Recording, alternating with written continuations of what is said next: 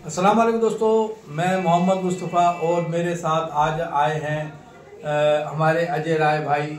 अजय राय साहब student UPSC के student रहे हैं। इन्होंने यूपीएससी के एग्ज़ाम दिए हैं और पॉलिटिक्स में भी काफ़ी इनको जानकारी है, स्पेशलिस्ट हैं। पूरी राजनीति का, पूरी इंडिया की अपनी देखते हैं पॉलिटिक्स को। और आज हम जानते हैं इनसे कि दिल्ली में अभी हमारे जो इलेक्शन हुए, उसमें जो चुनाव हुआ, उसमें केजरीवाल साहब की गवर्नमेंट चल रही थी, लेकिन वो इस बार केजरीवाल साहब हार गए हैं और बीजेपी ने बहुमत से गवर्नमेंट बना ली है, बनाएंगे। और उसके बारे में जानते हैं क्या वजहें रही जो केजरीवाल साहब के 62 एमएलए आज 22 पर सिमट कर रह गए। जी अजय भाई, आप बताएं। जी, आपका बहुत बहुत शुक्रिया है। जी, बहुत बहुत आपका धन्यवाद। जो केजरीवाल जी का जो दिल्ली चुनाव जो हार गए और आपने बोला कि बीजेपी इतनी बहुमत से आ गए जी, और अब वो सरकार बनाएंगे, उनका मुख्यमंत्री होगा। जी जी, अगर इसके बारे में देखें तो थोड़ा मैं पीछे जाना चाहता हूँ, जहाँ से केजरीवाल जी ने राजनीति की शुरुआत की। जी, अगर हम देखेंगे तो ये एक सरकारी अफसर थे और ये अपने समय से ही मशहूर है कि ये धरना देते थे। जब ये IRS थे तो अपने ऑफिस के बाहर धरने पे बैठ जाते थे सरकार के खिलाफ में, और यहाँ से फिर ये कि अपना NGO भी चलाते थे, परिवर्तन, मनीष सिसोदिया सब जी के साथ में। और ये लोगों के लिए लड़ते थे, जैसे बस ड्राइवर हो गया, उसको सैलरी नहीं मिल रहा है तो RTI डालते थे। वहाँ से ये जनता में काफी मशहूर थे। उसके बाद में ये अन्ना हजारे के साथ में हम लोगों ने देखा है 2011 में इंडिया अगेंस्ट करप्शन मुहिम की शुरुआत की है। वहां से आए और इन्होंने उस आंदोलन के बाद में लोगों को नहीं था कि ये राजनीति में आएंगे, और ये पार्टी बना के राजनीति में आ गए और इन्होंने अच्छा वादा, अच्छे चीजों को भूलो इन्होंने, तो ये राजनीति को एक अलग दिशा दिए। ये आए 13 में इन्होंने सरकार बनाया, फिर वो 50 दिन या 49 दिन के मतलब बाद में वो सरकार खत्म हो गई, फिर उन्होंने दोबारा वापस से ये आए, इलेक्शन कराए और ये आए। इन्होंने एक राजनीति को अच्छी दिशा दी। ये एजुकेशन पे इन्होंने काम किया जी। बोले कि मैं स्कूल ठीक कर दूंगा, स्वास्थ्य सुविधाओं, ये हॉस्पिटल पे काम किए। तो इन्होंने एक मॉडल दिया मोहल्ला क्लिनिक का। एजुकेशन पे इन्होंने बोला कि मैं सरकारी स्कूल को अच्छा करूंगा जो प्राइवेट स्कूल से कम्पीट करे जी। तो जो चीज ये लेके आए, ये राजनीति से खत्म हो चुकी थी। राजनीति सिर्फ धर्म और जाति पे आगे बढ़ रहा था भारत में, और ये आए तो इन्होंने ये सब चीज को लेके आए, एजुकेशन लेके आए, हेल्थ लेके आए। तो लोग जो पढ़े लिखे, जो दिल्ली से इन्होंने शुरुआत किया, तो दिल्ली में आप देखेंगे कि दिल्ली किसी का नहीं है। जैसे गुजरात देखे तो गुजराती का होता है, राजस्थान में राजस्थान, तो दिल्ली है। दिल्ली एक सेंटर और कैपिटल है, हर जगह का, शहर में हर जगह के लोग आके रहते हैं। तो जब इन्होंने ये सब चीजें, तो लोग यहाँ के बहुत खुश हुए और उनको सरकार भी बना के दी 2015 में। दूसरी मर्तबे 2020 में भी अच्छी बहुमत से ये आए, लेकिन 2025 में वो हार गए जी। तो इसमें ये है कि जो केजरीवाल 2015 में इतनी बहुमत से आए और 20 में, वो 2025 में क्यों ऐसे हुआ जी। तो इसके पीछे बहुत सारे कारण हैं। मैं मोटा मोटी 4-5 कारणों को आपको बताऊंगा जी। कि पहली बात तो जो वो आए, जो उन्होंने 2 शिक्षा पे काम किया और हेल्थ पे काम किया। धीरे काम करते करते वो भी उसी चीज में फंस गए। केजरीवाल, अभी उनका स्टेटमेंट हालिया मैंने सुना था एक न्यूज चैनल पे अभी इलेक्शन के, कि मैं नेता नहीं बन पाया। अच्छा, वो ये बोले कि राजनीति में 12-13 साल हुई, मैं नेता नहीं बन पाया। लेकिन वो गलत बोले, वो नेता बन गए। वो नेता बन गए। अगर वो नेता नहीं बन पाते ना तो वो जीतते, वो जीतते, लेकिन वो नेता बन गए। अच्छा। जैसे पुराने नेता एक ढर्रे पे चलते हैं, वो भी वैसा ही चलना शुरू कर दिया उन्होंने जी। उन्होंने क्या किया, वो सिर्फ देखिए, उन्होंने गांधी से स्टार्ट किया। अगर आपको मैं बताऊं, अन्ना हजारे के साथ आंदोलन किए, गांधीवाद की, ये करेंगे वो करेंगे, गांधी के रास्ते पे आए। इलेक्शन जीतने के बाद में उन्होंने गांधी को हटा दिया। अब देखिए, गांधी की मूर्ति उन्होंने अपने ऑफिस से हटा दिया। उसके पीछे ये है कि वो ये समझ रहे थे कि गांधी को लेके चलूंगा, और 2014 से एक ऐसा माहौल क्रिएट किया गया कि गांधी से बहुत सारे लोग जो गांधी के बारे में नहीं जानते वो भी गांधी से नफरत करने लगे हैं 2014 से। ये एक सेट पैटर्न किया गया है जो हम जानते हैं। जी जी। तो वो समझ गए कि अगर मैं गांधी को लेके चलूंगा तो एक तबका जो है आजकल ज्यादा वो गांधी को की वजह से नहीं वोट करेगा, तो उन्होंने हटा दिया। तो उस ग्रुप को साध लिया उन्होंने। अम्बेडकर का फोटो लगा दिया तो उन्होंने हमारे जो भी एक ग्रुप है जो भाई है उनको साध लिया। फिर उनको पता था कि यूथ आजकल ज्यादा अग्रेसिव है एक्सट्रीम नेशनलिज्म पे, और भगत सिंह, तो उन्होंने भगत सिंह की फोटो को ले ली। लेकिन सिर्फ वो फोटो ही लगाए हैं, केजरीवाल जी का अपना विचारधारा नहीं है। अगर हम देखें तो वो अगर आपको राजनीति में लंबी पारी खेलनी है तो आपको एक विचारधारा पे चलना पड़ेगा। हर किसी पार्टी की विचारधारा होती है जिस पे वो काम करते हैं और लोग उसी विचारधारा से जुड़ते भी हैं। जी एकदम। जैसे देखिए कि जो बीजेपी एक विचारधारा पे चल रही है, उनका हिंदुत्व का विचारधारा है, एक्सट्रीम नेशनलिज्म का विचारधारा है, उस पर वो चल रही है और वो खुल के बोलती भी है। जैसे हम देखें कि 2014 में जो मैनिफेस्टो उन्होंने दिया जनता को, उन्होंने उस पर काम किया। बोले कि हम राम मंदिर का, वो आते आते राम मंदिर का बनाए। उन्होंने बोला कि मैं ये करूंगा, वो भले ही वो क्या कहते हैं डेमोक्रेसी में वो चीज नहीं मतलब सही नहीं है, लेकिन उन्होंने एक मैनिफेस्टो दिया है। वोटर उनके एक तरह के वैसे हैं तो उनको साध रहे हैं। कांग्रेस का है कि हमेशा सेकुलरिज्म है, भाईचारा है, सबको लेके चलने के का साथ में उनका एक विचारधारा है, उस पर चल रही है। जी। समाजवादी का यूपी में देखेंगे तो लोहियावाद और वो सब सामाजिक क्रांति उनका है।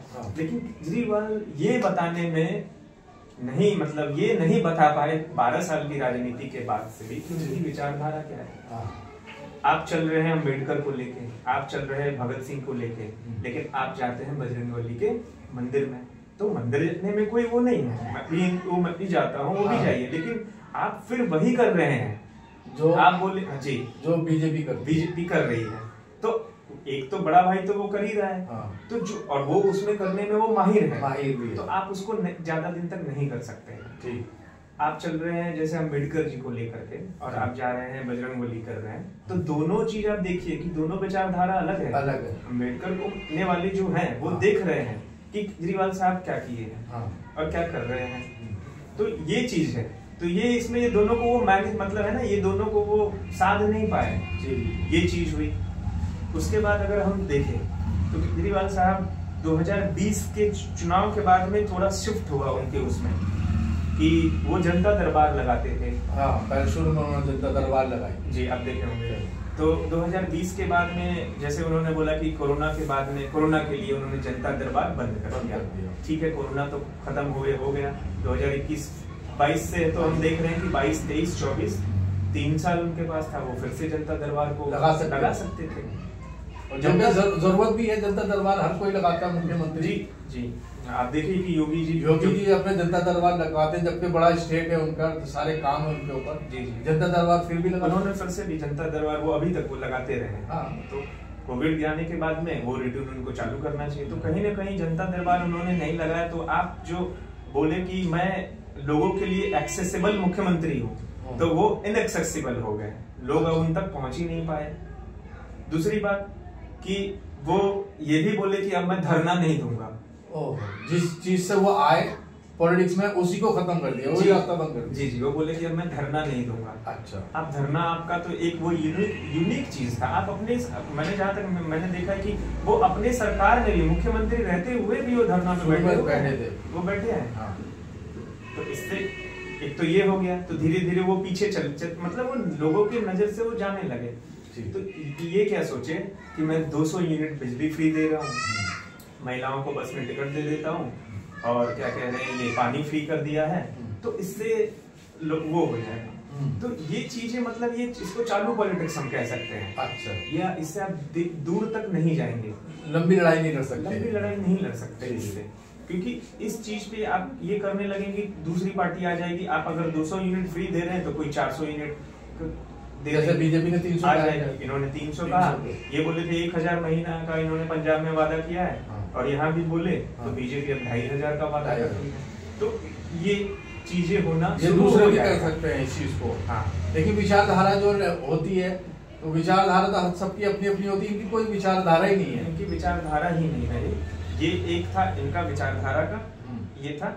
दूसरा मैं एक और जो ये हार का कारण मैं समझूंगा तो ये बताना चाहूंगा कि शिक्षा और स्वास्थ्य पे काम करने वाली पार्टी और कैसे दिल्ली में जो शराब जो लीकर पॉलिसी है, शराब जो नीति है उसमें आप कैसे मतलब एक पे एक फ्री करके ये आपने गली गली में हम लोग इसके गवाह है कि दिल्ली में मैंने देखा है कि जैसे मैं मुखर्जी नगर में हम पढ़ते हैं, मुखर्जी नगर में एक अगर ये चाहते तो ये कर सकते थे, दिल्ली यूनिवर्सिटी नजदीक में है, एक सेंट्रल एक ऐसा लाइब्रेरी एक खोल सकते थे और उसमें बिना फीस का 24 आवर्स का इनको कुछ जो आप ये कर सकते थे पढ़ाई के लिए, लोगों के लिए। हम लोग यहाँ पे प्राइवेट लाइब्रेरी में पढ़ते हैं, वो पैसे जाते हैं, 8 घंटे का 800 से 1000 रुपया देते हैं और कोई सुविधा ज्यादा नहीं रहता है, ये कर सकते थे। लेकिन मैंने देखा है कि मुखर्जी नगर में 3-3 शराब की दुकान खुल गई थी और लाइन ऐसे रहते थे क्योंकि एक पे एक फ्री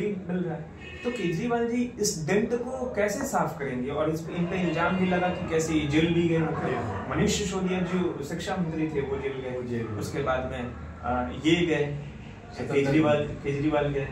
तो कहने का मतलब अगर कुछ नहीं था तो ऐसे जेल गए, कुछ ना कुछ तो इसमें है। और अभी वो पेंडिंग है केस, उस पर सुनवाई होगी, सब कुछ होगा, उस पर मैं नहीं जाता हूँ क्योंकि वो न्यायालय में विचाराधीन है। मैं इस पे बात कर रहा हूँ कि ये पॉलिसी वो लेकर क्यों आए आप शराब का क्यों आप वो कर रहे हैं? क्या आप दिल्ली में शराब बांट करके वो शराब बेचना मतलब आप उसको वो कर रहे थे बढ़ावा? इस चीज को वो नहीं धुल सकते, ये एक दाग लग गया है जी। ये हो गया। और तीसरी बात ये भी है कि हार का ये है कि आप देखिए कि दिल्ली एक ऐसा स्टेट है, हाफ स्टेट है, इस पे हमको देखना पड़ेगा कि सिर्फ केजरीवाल नहीं, यहाँ पे मल्टीप्लिसिटी ऑफ एजेंसीज है। यहाँ पे सेंट्रल गवर्नमेंट है, पुलिस उसके पास है। 2022 में देखिए कि सरकार ने, सेंट्रल गवर्नमेंट ने कानून बना करके सब कुछ एलजी के पास में दे दिया। मुख्यमंत्री है, एमसीडी है, फिर हम देखेंगे तो जो कंटेनमेंट जो जोन है, जो ये अभी जो हमारे यहाँ पे जो मिलिट्री है उनके लिए अलग कानून होता है। तो 4-5 एजेंसी है यहाँ पे। अब उस 4-5 एजेंसी में तालमेल करना है। अगर सेंट्रल में सरकार से है बीजेपी, सपोज दैट अगर एक पार्टी की है और स्टेट में भी है तब तो ठीक से थोड़ा कॉम्बिनेशन करके चलेगा। अगर वो है सेंट्रल में अलग है और स्टेट में अलग है तो तालमेल नहीं बैठता। और तालमेल नहीं बैठेगा तो एक दूसरे पे छीछा लेदर और चीटा कसी होगी। जो इन सालों में ये जो देखने को मिला कि ये कहते थे कि ये मुझे काम नहीं करने दे रहे मोदी जी या उनके जो है प्रशासन वगैरह। जी हाँ। तो इसमें ऐसा है कि 2020 से अगर देखें तो 2020 से और 25 तक में काम नहीं करने को मिला है केजरीवाल को।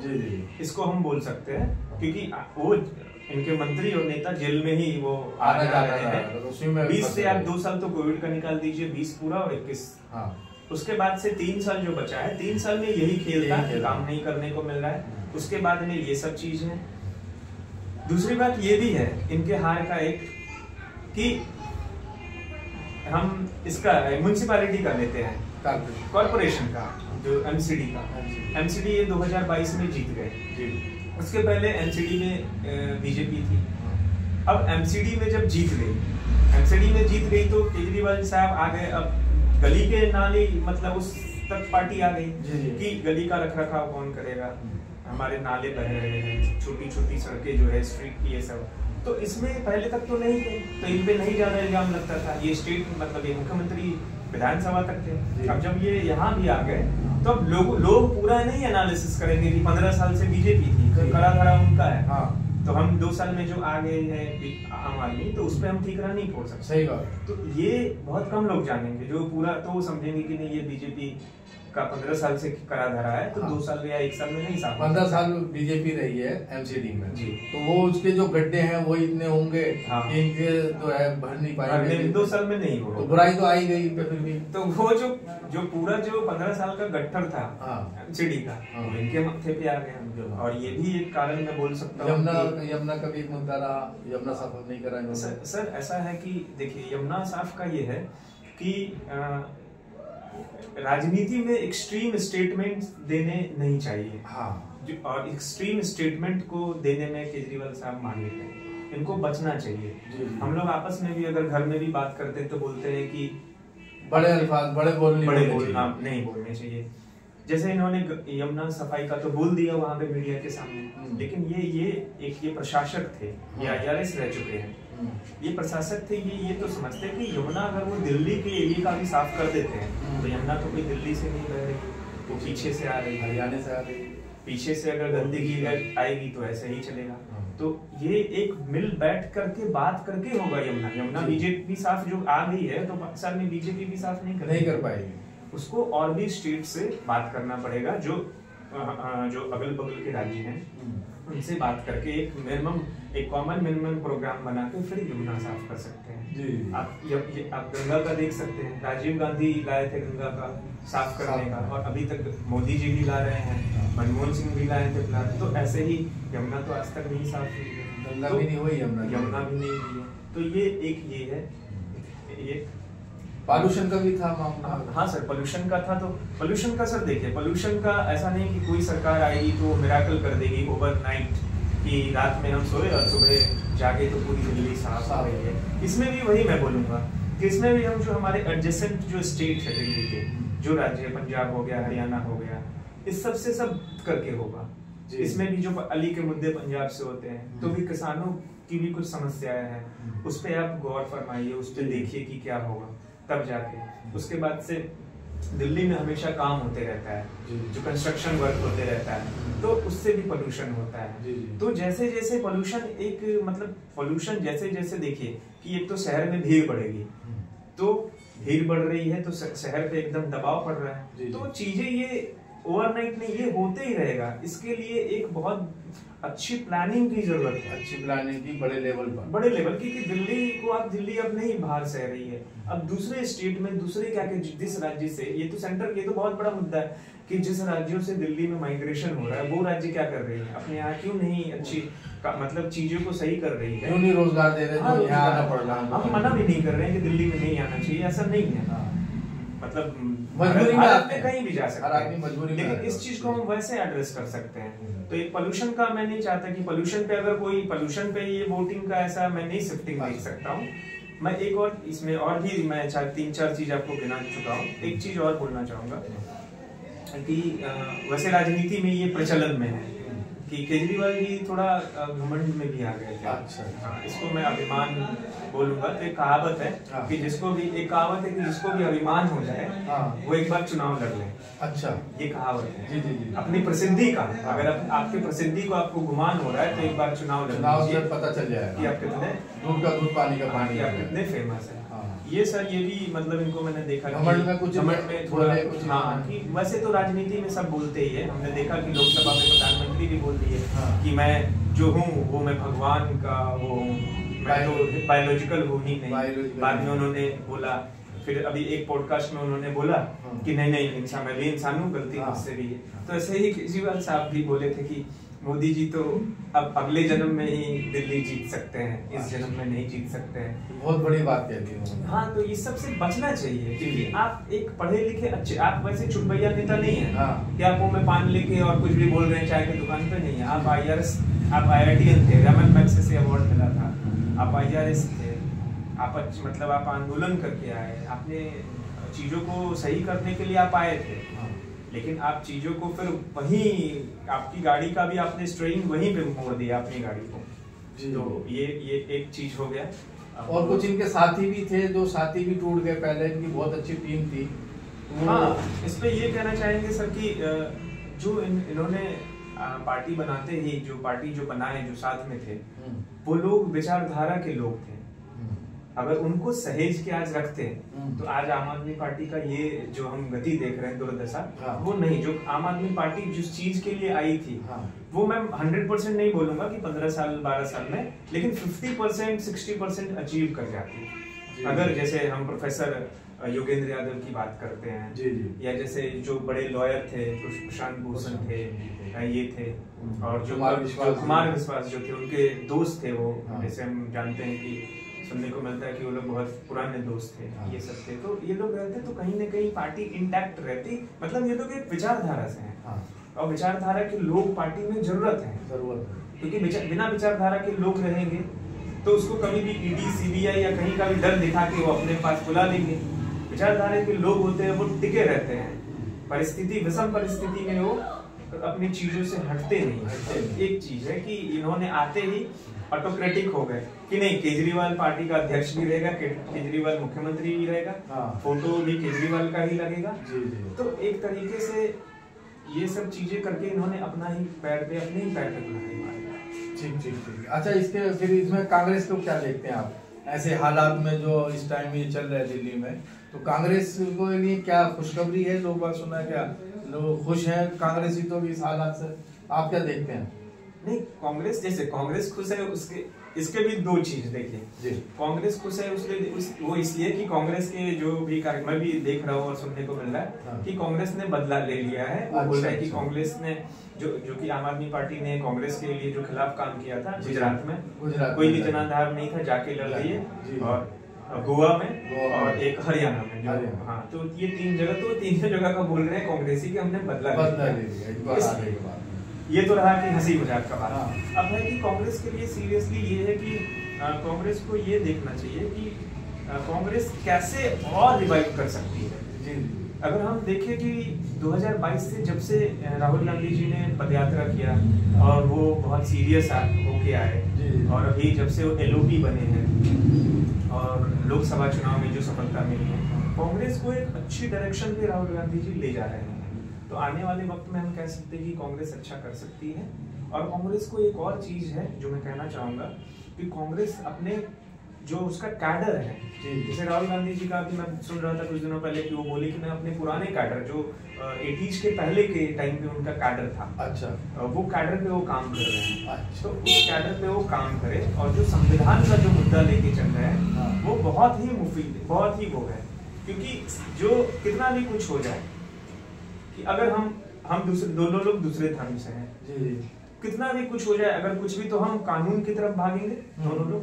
कानून किससे चलेगा? संविधान से चलेगा। तो ये है, तो उन्होंने एक बहुत अच्छा चीज को वो लेके चल रहे हैं, संविधान, उसको अच्छे से, और भी वो लोगों को, मतलब वो जो संविधान का बुक तो सिर्फ दिखाने भर ना रहे, वो कैडर को इतने अच्छे से ट्रेनिंग देके नीचे जमीन तक उतारे कि संविधान क्या चीज है, ये उन्हें करना चाहिए।